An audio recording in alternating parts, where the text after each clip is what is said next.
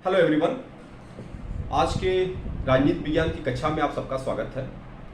आज जो टॉपिक हम चर्चा करेंगे वह है भारत का विदेश नीति। यह हम जानने की कोशिश करेंगे कि विदेश नीति क्या होती है और भारत की विदेश नीति के आधारभूत सिद्धांत क्या है। सबसे पहले आपको बताते हैं कि विदेश नीति क्या होती है। विदेश नीति किसी भी देश की वह बाह्य नीति होती है, यानी कि अंतर्राष्ट्रीय संबंधों को स्थापित करने की नीति होती है, अर्थात दूसरे देशों से संबंध स्थापित करने की नीति होती है, जिसके माध्यम से कोई राष्ट्र अपने राष्ट्रीय हितों के पूर्ति का प्रयास करता है। राष्ट्रहित क्या होते हैं?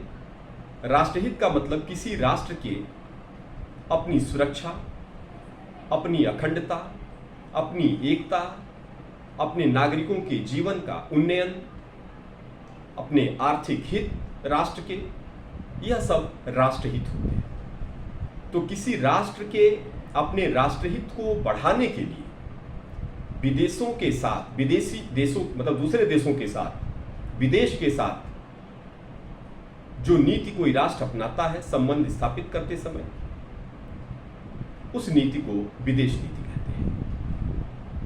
भारत की अपनी विदेश नीति भी इसी उद्देश्य से प्रेरित है कि भारत दूसरे देशों के साथ अंतर्राष्ट्रीय संबंधों में किन नीतियों के साथ चले, किन नीतियों का पालन करे और दूसरे देशों से संबंध स्थापित करने का आधारभूत सिद्धांत क्या हो,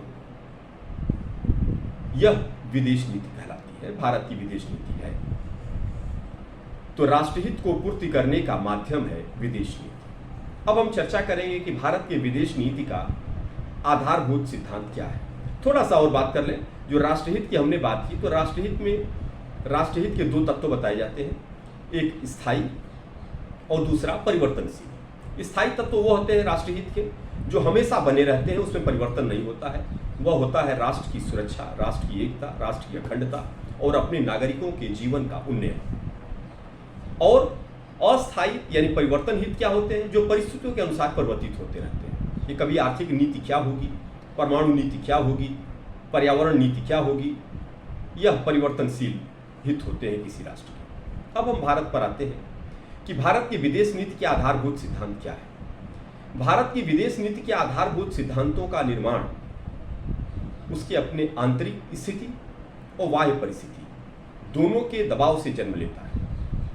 अगर हम भारत के विदेश नीति के आधारभूत सिद्धांतों में आंतरिक परिस्थितियों का परीक्षण करें तो ऐतिहासिक परिस्थितियां क्या रही हैं भारत की? भारत की ऐतिहासिक परिस्थिति यह है कि भारत शांति और अहिंसा का देश रहा है, बुद्ध और महात्मा जैन का देश रहा है, जहां सत्य, अहिंसा और सत्याग्रह इस तरह के विचार भारत के जनजीवन का, सामाजिक जीवन का, संस्कृति का आधारभूत सिद्धांत रहा है। खुद महात्मा गांधी ने इस सिद्धांत को बड़े मजबूती से जिया और आप सब जानते हैं महात्मा गांधी को राष्ट्रपिता का दर्जा प्राप्त हुआ। तो सत्य, अहिंसा, अंतर्राष्ट्रीय शांति, सह अस्तित्व, यह हमें ऐतिहासिक विरासत में मिली है और इसका भारत के विदेश नीति में संपूर्ण परिलक्षण होता है। यहाँ तक कि अगर भारत के संविधान का अनुच्छेद 51 आप देखें तो स्पष्ट घोषित करता है कि भारत ऐसे विदेश नीति का अनुपालन करेगा जो अंतर्राष्ट्रीय शांति, अंतर्राष्ट्रीय मैत्रीपूर्ण, न्यायपूर्ण संबंध, अंतर्राष्ट्रीय विवादों का शांतिपूर्ण समाधान और सह अस्तित्व के भाव से ये चार सिद्धांत से प्रेरित होगा। तो आप अगर ध्यान से देखें तो यह सब बातें भारत के विदेश नीति में शामिल है। बाह्य नीति को अगर आप देखें तो बाह्य नीति में जब भारत आज़ाद हुआ वह दौर शीत युद्ध का दौर था। 1945 के बाद दुनिया शीत युद्ध के दबाव में आ गई और भारत की जो विदेश नीति थी उस पर भी शीत युद्ध का प्रभाव पड़ा। फिर बाह्य जगत में जो परमाणु प्रतिस्पर्धा चल रही थी, बाह्य जगत में तमाम राष्ट्रों के, अफ्रीका, एशिया, लैटिन अमेरिका में स्वतंत्रता की, आज़ादी की लड़ाई चल रही थी, उन सब का प्रभाव भी भारत की विदेश नीति पर पड़ा। तो अब मोटे तौर पर हम जानेंगे कि भारत की विदेश नीति के मूल सिद्धांत क्या है। भारत की विदेश नीति का सबसे पहला सिद्धांत है अंतर्राष्ट्रीय शांति, अर्थात भारत दूसरे देशों से जब अपने संबंध स्थापित करता है अपने राष्ट्रहित की पूर्ति के लिए, तो वह ध्यान रखता है कि उसके ऐसे प्रयास से दुनिया की शांति में वृद्धि होनी चाहिए। ऐसा न हो कि भारत कोई दूसरे राष्ट्र से संबंध तो स्थापित करे, वह ऐसा राष्ट्र हो जो दुनिया की शांति में खलल डालता हो या दुनिया की शांति के लिए खतरा हो। तो अंतर्राष्ट्रीय शांति। फिर दूसरा, उपनिवेशवाद, साम्राज्यवाद, इसका विरोध। भारत खुद उपनिवेशवाद का शिकार था, साम्राज्यवाद का शिकार था।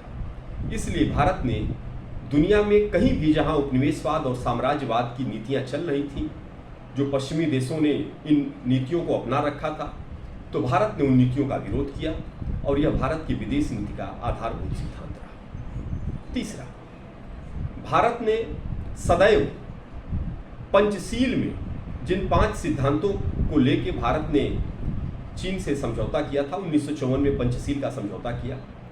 वो जो 5 सिद्धांत थे वो यही कि परस्पर सम्मान एक दूसरे का, एक दूसरे देशों का परस्पर सम्मान, सहअस्तित्व, एक दूसरे की संप्रभुता का सम्मान, भाईचारा और जो संकट हैं या जो विवाद हैं उनका शांतिपूर्ण समाधान।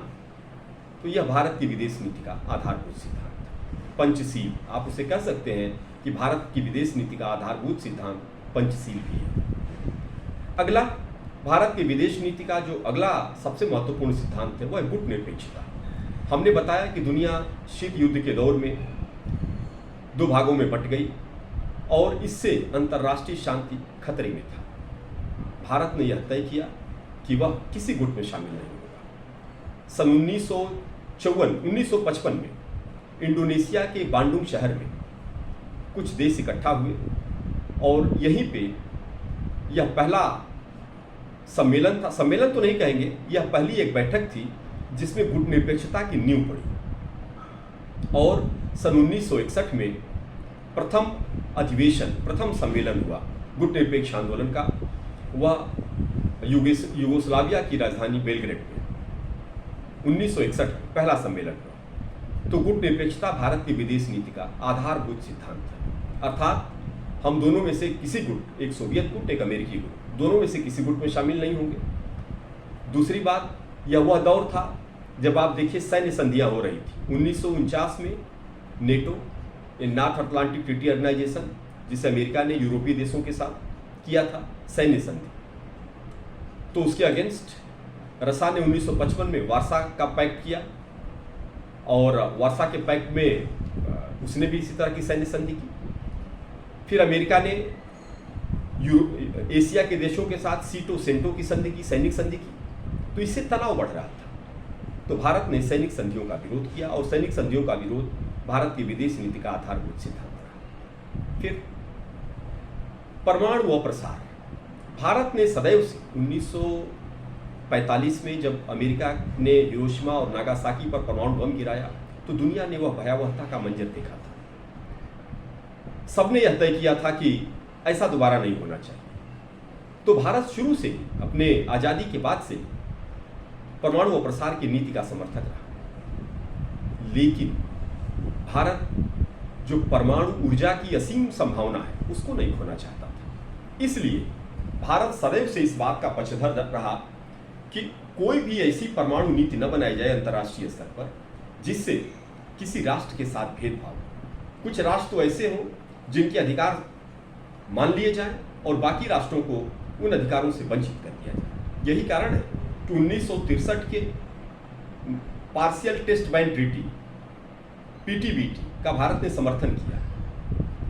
पार्शियल टेस्ट बैन ट्रीटी का समर्थन किया क्योंकि उसमें कोई भेदभाव नहीं था।